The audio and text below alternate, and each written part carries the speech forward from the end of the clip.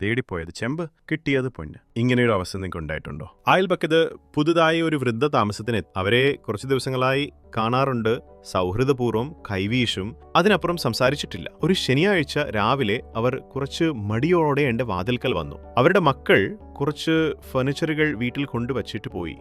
എന്നാൽ അതൊന്ന് ഒതുക്കി വെക്കാൻ ആരും സഹായത്തിനില്ലായിരുന്നു. പാവം തോന്നി.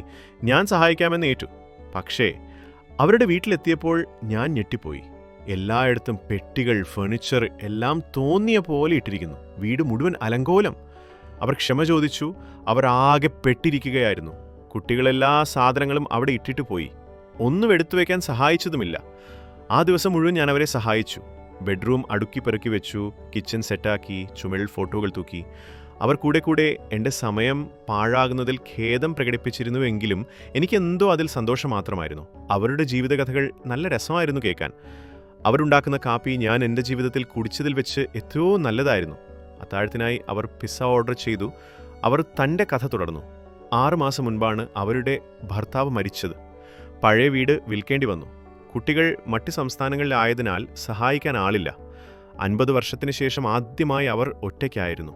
വീട്ടിലെ പുതിയ ഇലക്ട്രിക് സ്റ്റൗ ഉപയോഗിക്കാൻ അവർക്കറിയില്ലായിരുന്നു. പഴയ വീട്ടിൽ ഗ്യാസ് സ്റ്റൗ ആയിരുന്നു. ഞാനത് പഠിപ്പിച്ചു. എല്ലാ ആഴ്ചയും ഞാനവരെ സന്ദർശിച്ചു. ചെറിയ സഹായങ്ങൾ ചെയ്തു. റിമോട്ട് സെറ്റ് ചെയ്യൽ, ടേബിൾ നന്നാക്കൽ, പേരക്കുഞ്ഞുങ്ങളെ വീഡിയോ കോളിൽ കാണിക്കൽ.